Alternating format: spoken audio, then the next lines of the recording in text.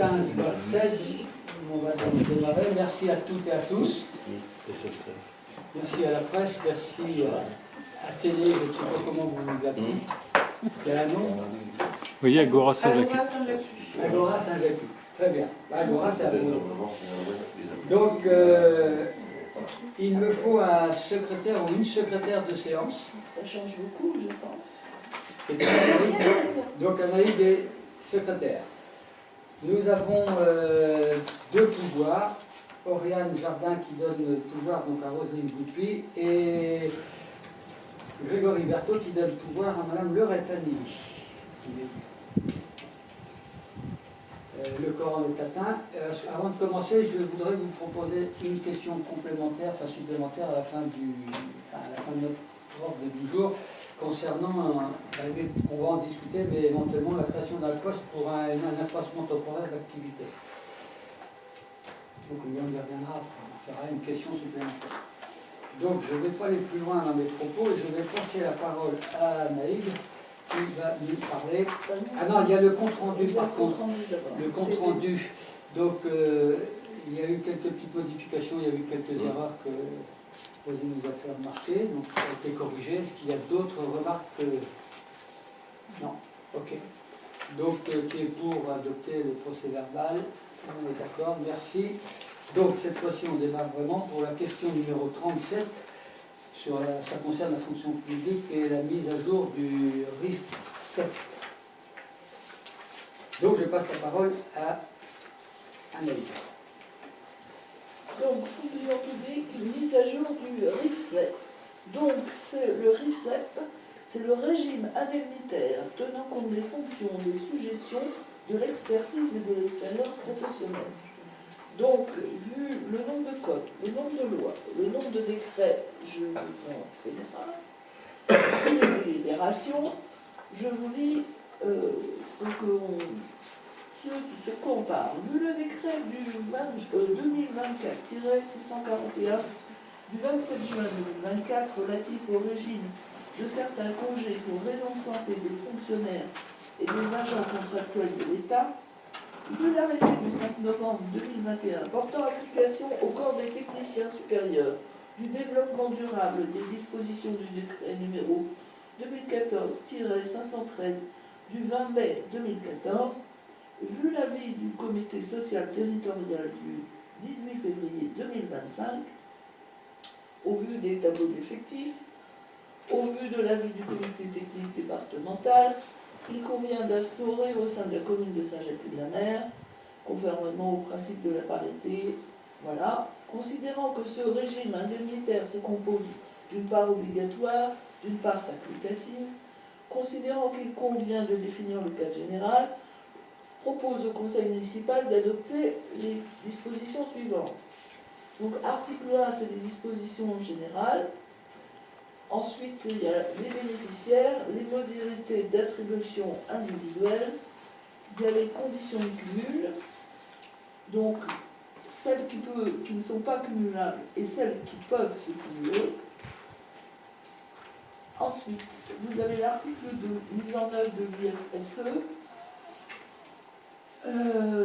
Là, on explique les cadres d'emploi et ce qui nous intéresse, c'est s'agissant des agents à temps non complet et à temps partiel, l'IFSE est versé au prorata du temps de travail dans les mêmes conditions que le traitement.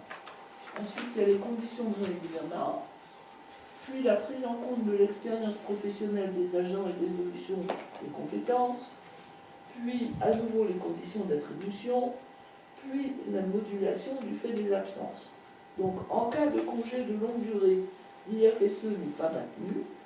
En cas de congé de longue maladie, congé de grave maladie, l'IFSE est maintenu à hauteur de 33% la première année et de 65% les deuxième et troisième années. Avec un S à l'année, c'est son dit. Donc ensuite, il y a rétroactivité du placement en congé de longue durée, longue maladie. En cas de congé pour invalidité temporaire imputable au service, en cas de temps partiel thérapeutique, en cas de période de préparation au reclassement, en cas de congé annuel, congé de maternité ou pour adoption et congé de paternité, passons à l'article 3. Mise en œuvre du CIA.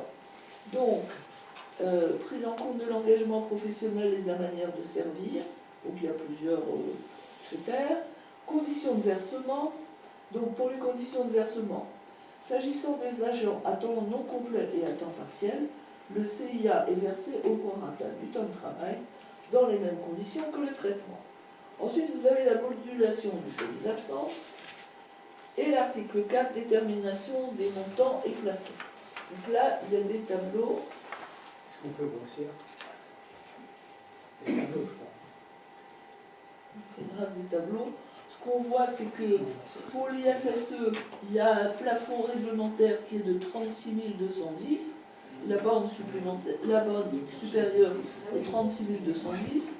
Pour le montant du CIA, les plafonds réglementaires sont de 6 390 et la borne supérieure, comme par hasard, de 6 390 euros.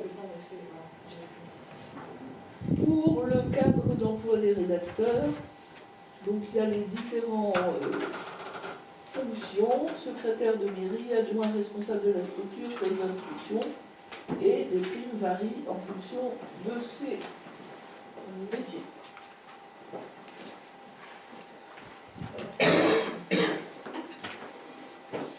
On arrive au cadre d'emploi des agents administratifs. Il y a donc les groupes de fonctions, groupe 1, groupe 2, et vous avez les tarifs évidemment qui varient en fonction de ces métiers. Puis la filière technique, avec 3 groupes. Et là, responsable de service, plafond réglementaire 19 660, vente supérieure, idem. Plafond réglementaire 2680, vente supérieure, idem. Fonction de coordination et de pilotage 18 580 euros, vente supérieure, idem. Plafond réglementaire 2535 euros, vente supérieure, idem. Et poste d'instruction avec expertise 17 500, réglementaire, bande supérieure, idem, plafond réglementaire 2385, bande supérieure, idem. Puis vous avez le cadre d'emploi des agents de maîtrise avec le même principe. Ensuite, cadre d'emploi des adjoints techniques. Cadre d'emploi des assistants territoriaux spécialisés des écoles maternelles.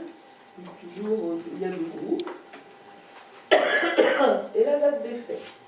La présente délibération prendra effet au 1er juillet 2025. Donc, après avoir délibéré, le Conseil décide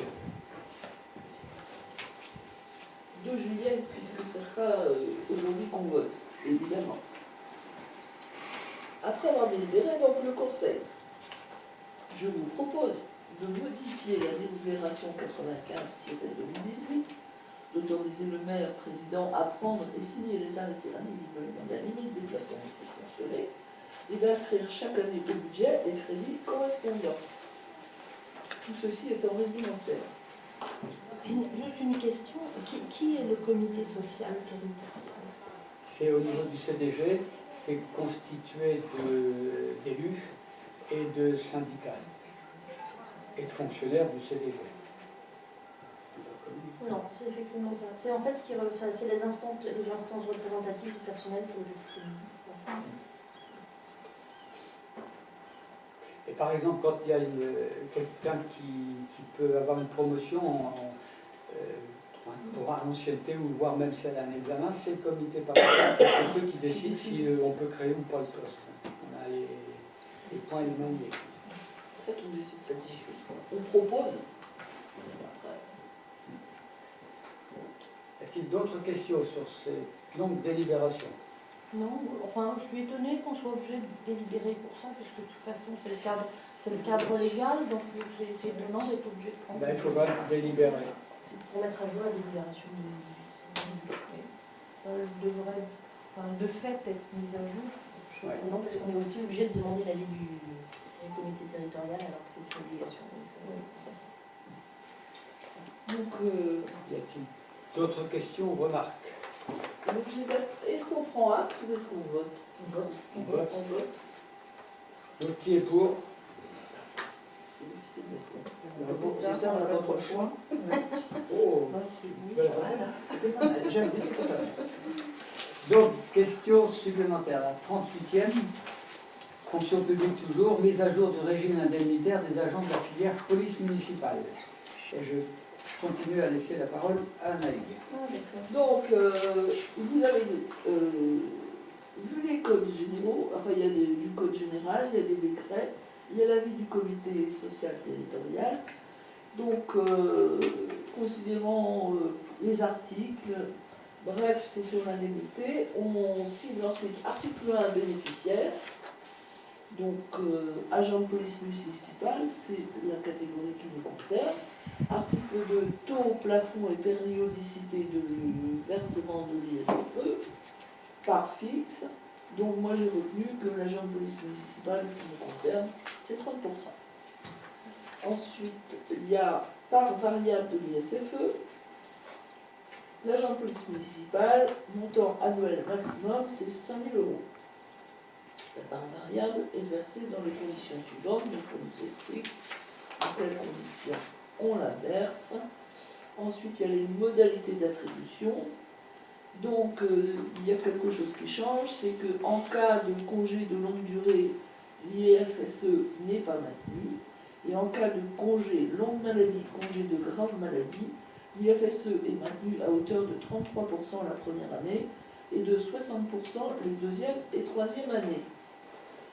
Bon, et ensuite, on nous explique les congés, les arrêts maladie, des choses comme ça. Article 4, date d'entrée en vigueur. Donc pour nous, ça sera le 2 juillet 25. On modifie. Hop. Ensuite, il y a les crédits. Les crédits correspondants sont prévus, ah bah oui, et inscrits au budget au chapitre 12. Donc, je vous propose quelque chose d'obligatoire, c'est d'accepter de modifier la délibération comme susmentionné et d'inscrire les crédits nécessaires au budget. C'est des questions. Je passe l'interrogation. Donc, qui est pour? Merci. Comme tu es bien parti, tu vas nous lire la 39e délibération, toujours concernant la fonction publique et la mise à jour du tableau des effectifs. Donc, en fait, c'est la mise à jour de notre tableau d'effectifs.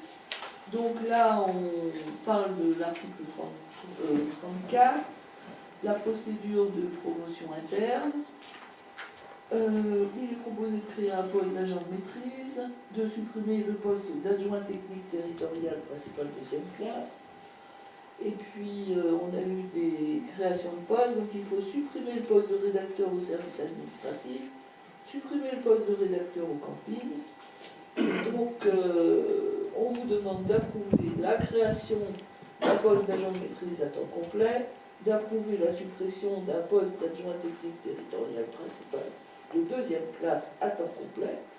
Et on approuve aussi la suppression du poste de rédacteur principal de première classe pour la commune, et approuver la suppression du poste de rédacteur pour le camping, approuver le tableau des effectifs présenté dans la présente délibération. Donc là, vous avez les tableaux. En rouge, vous avez les suppressions et les créations. Enfin, une création, apparemment. Deux. Non. Là. Pour les suppressions de postes, il y a quelques mois, je vous avais dit, on va les garder. Si on a besoin, pour une raison X ou Y, de recréer un poste, plutôt que de supprimer et de recréer. Bon. Sauf que si on les laisse en place, on est obligé de budgéter ces postes-là, même s'ils ne sont pas pourvus. Donc ça nous mobilise de l'argent inutilement, donc il faut les supprimer. C'est un peu stupide, mais c'est comme ça. Ça fera l'objet d'une autre délibération si on en a besoin. Et ça, si un jour on en a besoin, on le On recréera. recréera. Voilà. Voilà. Non, mais c'était pour éviter, hein, je vous explique la manière, Ce jeu de. voilà. Donc, Et on ne peut pas. On ne peut pas faire. Il faut abonder le chapitre, et c'est pas la peine de mobiliser de l'argent pour voir une chose. Donc ça permet de mettre à jour le tableau des effectifs. Alors il y a aussi la création d'un poste principal de première classe, c'est comment lequel, l'agent de maîtrise. On a un agent qui a passé son concours et qui a été reçu. Là, il a été- Et la commission, là aussi, parce qu'on peut être d'accord, mais la commission paritaire du CDG a accepté la dénomination et la création de ce poste-là. Ils auraient très bien pu dire non. Voilà. Ils ont validé. Donc, Voilà. Avez-vous des questions par rapport à ce sujet? Qui est pour? Merci, à l'unanimité. Ah, c'est moi qui parle cette fois-ci. Donc, finances publiques, tarifs des loyers pour le cabinet médical. Alors, monsieur le maire expose ce qui suit. Le maire rappelle qu'à la suite du départ des médecins, le cabinet médical étant vacant depuis 2 ans, et à défaut de trouver de nouveaux médecins, la commune souhaite proposer le local à des professionnels médicaux et paramédicaux et de créer un 3e bureau. De ce fait, il convient de fixer un montant de loyer pour l'allocation d'un bureau individuel ainsi que des parties communes. Monsieur le maire expose qu'un loyer mensuel pour la totalité du cabinet pour 3 professionnels de 1 050 € hors charge et un prix raisonnable. Il propose donc de louer les 2 bureaux individuels de 16 mètres carrés à 400 € le bureau et le nouveau bureau créé dans la place de la salle d'attente de 9 mètres carrés à un tarif mensuel de 250 €. Il y a le plan qui vous a été annexé. Donc, afin de favoriser l'installation de nouveaux professionnels de santé, il est proposé d'appliquer un loyer modéré pour les 2 premières années. Donc, première année, pour le bureau 1 et 2, c'est 150 € et le bureau 3, l'ancienne salle d'attente, 100 €. Deuxième année, 250 et 150, et en rythme de croisière, 400 € pour les 2 bureaux principaux et 250 € pour l'ancienne salle d'attente. Pour information, donc, il y a 2 orthophonistes qui vont s'installer, qui vont alterner, c'est les mères et les fils. Et on a une ostéopathe et on va avoir une psychologue clinicienne qui va arriver début septembre. La salle de soins qui est au milieu, là, qui était réservée un petit peu aux soins des médecins, ce sera une pièce commune pour eux, et ça leur servira un petit peu pour se restaurer le midi, faire une salle de repos. Et le hall d'accueil qui deviendra en gros le hall d'accueil, mais aussi la salle d'attente, puisque c'est des gens qui n'ont pas besoin de salle d'attente importante. Et ça permet d'optimiser un petit peu le cabinet médical et de mettre 3 professionnels. Bon, c'était la question que je voulais poser, c'était en ce qui concernait effectivement la salle d'attente. En fait, c'est la partie secrétaire. La partie de droite qui va devenir salle d'attente. Et ce sont des professionnels qui ont très peu d'attente en fait. Voilà. Et donc il nous faut mettre, avant le mois de septembre, on va remettre une cloison, une porte isophonique, de façon à fermer, de façon à faire un bureau, un 3e bureau. Les peintures ont déjà été refaites, ça a été fait en régie, hein, mais un certain nombre de travaux ont été faits. Et puis voilà. Donc, avez-vous des questions sur ce sujet? Donc là, pour le bureau numéro 3, on fait une porte en biais, Oui. en libérant donc l'accès toilette. Oui. L'accès toilette, alors l'accès toilette ne sera pas accessible à la patientèle parce qu'il n'est pas PMR. Ça reste des toilettes C'est privées. une remarque que j'avais faite avec toi. Ouais, c'est dommage. Et puis là, les refaire, c'est compliqué, quoi. Donc les praticiens ont bien dit, oui, c'est ça, ça ne les gêne pas. Je dirais qu'il n'y aura pas de toilette, vraiment exceptionnellement, mais officiellement, il n'y a pas de toilette pour la patientèle. C'est un peu dommage. Ça me paraît difficilement réglementaire. Non, ça peut se faire. C'est réglementaire. Non, c'est le conseil de l'ordre des orthophonistes, la question a été posée par les orthophonistes et tout, et ça rentre. Par contre, la porte d'entrée a fallu faire valider qu'elle était PMR, et qu'on a le droit à 1,8 cm et jusqu'à une tolérance à 5 ou 3 cm pour passer le Rubicon. On a fait venir la Socotec, 4 minutes 24, 700 € pour certifier que c'était PMR. Il y en a qui sont... voilà. Je vais faire la parenthèse. Avez-vous d'autres questions sur ce sujet? Malgré tout, le fait qu'il n'y ait pas d'accès PMR me gêne quand même.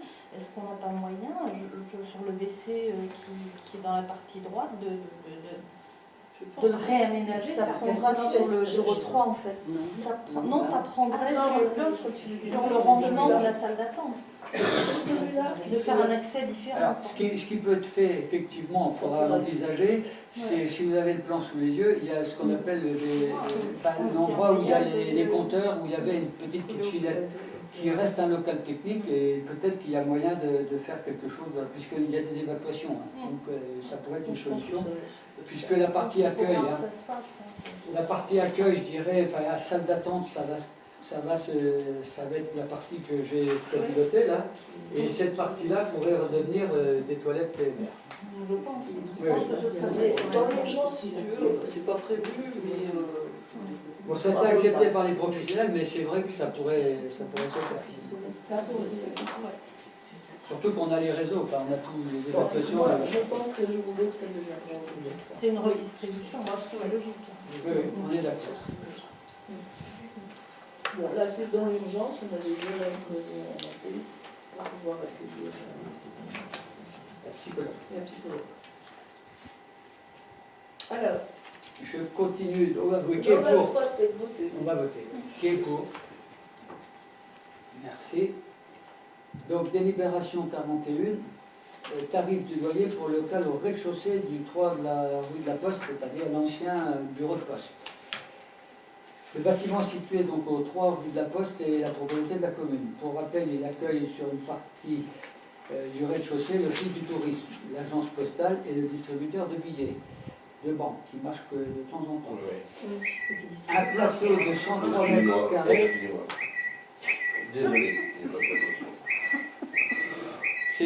C'est un merle. Moi, maintenant, quand j'entends les merles dans mon jardin, je pense à Jean-Pierre. Excusez-moi. Il a un bon sifflet. Bien. Je dois le passer. Donc, on a repris une partie de cet espace-là pour agrandir l'agence postale et puis donc l'office du tourisme. Il y a eu donc le DAB qui a été séparé de la poste, qui a été sécurisé. C'est bien sécurisé, je peux vous dire, c'est pas la peine d'essayer de faire un trou, ça passera pas. Donc il nous reste en gros deux plateaux, enfin deux surfaces qui correspondent à 103 mètres carrés. Et pour l'instant, c'est inoccupé. On a une demande de 2 kinés qui souhaiteraient venir s'installer d'ici la fin de l'année. Et on a eu une réflexion sur le devenir de ce bâtiment et après avoir été sollicité par deux kinésithérapeutes, il est proposé de mettre le plateau de 130 mètres carrés à la location. Monsieur le maire propose de fixer un prix de location hors charge au mètre carré afin de laisser les futurs pratiquants qui ont un projet d'installation la possibilité donc de déterminer les surfaces dont ils ont besoin dans cet espace. On ne va pas faire des cases, c'est eux qui vont les faire. Donc il est ainsi proposé de fixer un loyer mensuel de 12 € du mètre carré hors charge. Il est proposé également la gratuité des loyers, le temps pour les professionnels d'aménager l'espace et jusqu'à l'ouverture de leur patientèle, étant précisé que la gratuité des loyers ne dépassera pas les 6 mois à partir de la signature du bail. Alors, il faut savoir qu'on va amener, on a fait une démarche auprès d'Enedis aussi pour amener l'électricité. Il faut savoir qu'à l'origine, il n'y avait qu'un seul compteur pour tout l'ensemble du bâtiment. C'était logique puisque c'était la poste et il y avait le receveur qui était au-dessus, mais c'était la poste qui payait l'ensemble. Donc là, on s'est aperçu qu'il y a un compteur maintenant spécifique pour l'office du tourisme et l'agence postale. Il y a un compteur spécifique pour l'appartement du premier étage. Il y aura un deuxième compteur pour l'appartement qui sera aménagé au deuxième étage. Et on va amener un compteur également, enfin 2 compteurs exactement, au rez-de-chaussée, dans un local technique qui est déjà existant, de façon à ce que chaque, locataire puisse avoir sa propre consommation et ils paieront, il n'y aura pas de clé de répartition à faire comme c'était le cas précédemment. On s'est quand même engagé auprès de ces personnes, là on est en consultation, c'est à changer toutes les visseries de ce bâtiment puisqu'il n'y a pas de double vitrage, c'est du simple vitrage, donc c'est une véritable passoire énergétique, de faire un doublage des murs qui ne sont pas isolés non plus et de baisser le plafond. Et on va refaire le sol également, puisqu'il il est très abîmé à certains endroits, puisqu'il a fallu enlever un certain nombre de câbles qui étaient liés au bureau de poste. Donc c'est ce qu'on appelle un bâtiment brut de béton, hein, donc c'est-à-dire les surfaces sont complètement libres d'occupation et c'est évidemment eux qui pourront installer leur bureau après. Voilà un petit peu ce que je peux vous donner comme explication, mais on peut répondre aux interrogations et aux questions que vous pouvez avoir. Alors, question, ça concerne le prix au mètre carré. Là, tu nous proposes 12 €, alors que pour ceux du cabinet médical, on est à 25. Pourquoi ?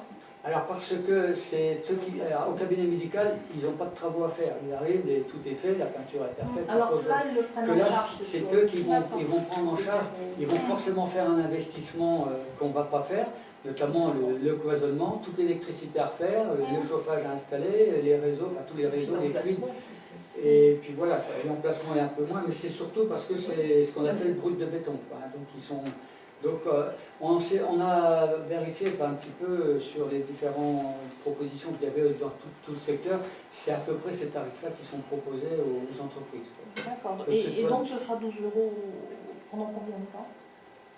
Ah, là on n'a pas mis, on peut en parler effectivement, ça peut, parce que là... Quand les travaux seront terminés, je suppose que eux, s'il reste 10 ans, on ne va pas les laisser... on ne les laissera pas forcément à 12 € du mètre carré pendant 10 ans. Ça sera peut-être à revoir. Hein. Alors peut-être qu'il faut...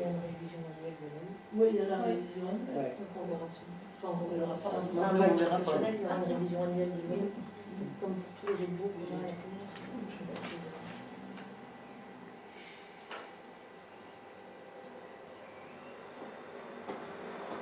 Est-il d'autres questions? Pour les 12 €, c'est pas un chiffre hasard, encore une fois, ça a été, on a consulté à droite et à gauche, il est dans la fourchette des prix qui sont pratiqués dans toute la région. Donc s'il n'y a pas d'autres questions, enfin, on y reviendra notamment pour prendre des délibérations sur les entreprises qu'on va garder, enfin, qu'on va choisir. Donc sinon, qui est pour? Donc à l'unanimité. Et là, je passe la parole à Nathalie, qui va nous parler des tarifs. Du périscolaire. Allez, c'est 3,70, c'est 4,70. Oui, je l'ai sous la main. Tout à fait. Alors, donc en décembre dernier, nous avons voté les tarifs pour la restauration scolaire en appliquant le quotient familial. Et aujourd'hui, nous proposons d'étendre ceci à la garderie pour la rentrée de septembre 2025. Donc pour les quotients inférieurs à 999, garderie du matin 1 €, garderie du soir 1 € et garderie matin et soir 1,50 €. Pour le quotient entre 1000 et 1200, 1,70 € pour la garderie du matin, garderie du soir 2 € et garderie matin et soir 3 €. Et le quotient familial à 1200, 2 € pour la garderie du matin, celle du soir 3 € et matin et soir 3,70 €. Par ailleurs, nous constatons que de nombreux parents ne respectent pas les délais de prévenance pour la garderie et la cantine, que ce soit pour inscrire ou désinscrire les enfants, le délai des 15 jours, et ce qui a pour effet de désorganiser les services et impacte fortement les conditions de travail des agents responsables des enfants. Aussi, pour inciter les familles à inscrire ou désinscrire, les familles qui inscrivent ou désinscrivent les enfants au service périscolaire dans le respect des délais définis dans le règlement intérieur, il est proposé de voter une pénalité pour un montant de 5 € par service, en plus du service utilisé. Cependant, cette pénalité ne sera pas applicable pour la garderie du soir dans le cas où les familles viennent récupérer les enfants à 16h30. Uniquement donc le paiement du service, mais pas de pénalité supplémentaire. Ensuite, au regard des augmentations des tarifs des repas facturés par l'EHPAD, nous allons devoir réviser les tarifs de la cantine à la rentrée de septembre. Donc pour le quotient inférieur à 999, c'est toujours 1 €. Entre 1000 et 1200, 3,20 € et supérieur à 1200, 4 €. Et encore une fois, c'est en raison des augmentations.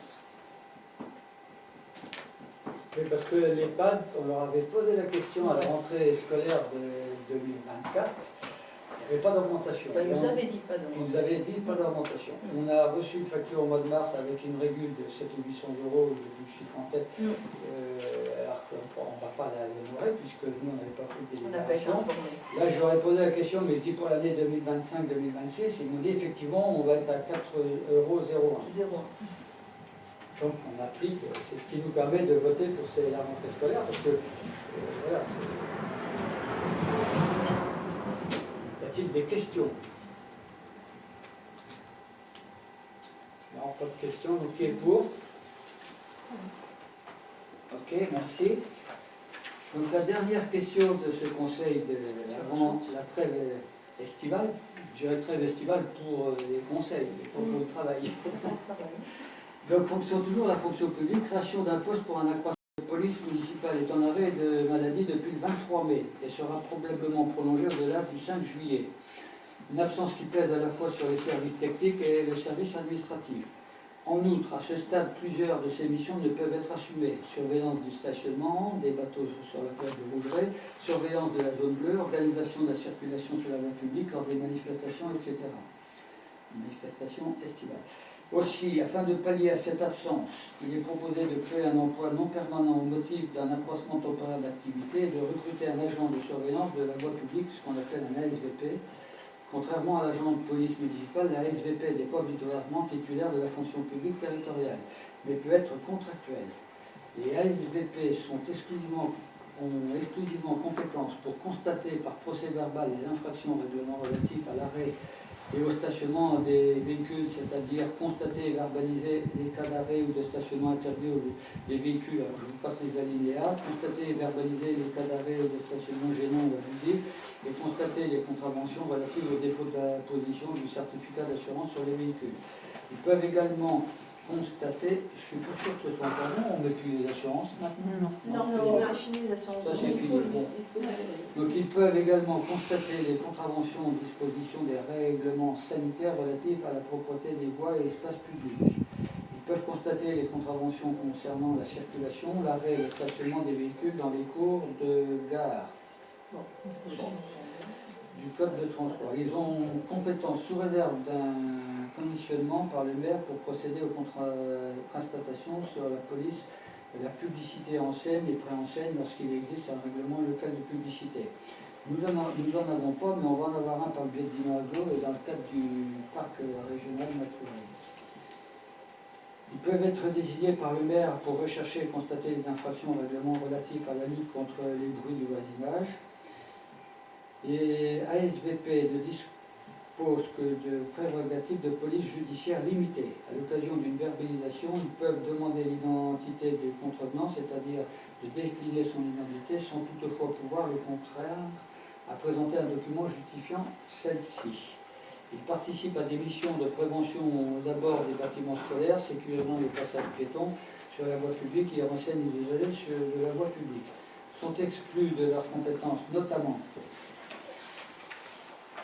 la constatation des infractions en matière d'arrêt ou de stationnement dangereux, les missions à caractère funéraire, donc arrivée au départ du corps, pose de scellés, etc. Et les missions de police administrative comme la surveillance des quartiers sensibles ou du otage.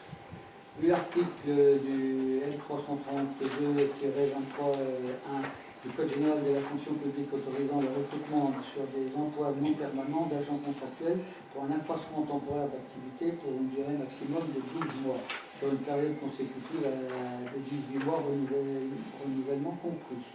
Considérant l'obligation de la commune à assurer sa mission de service public de sécurité de son territoire.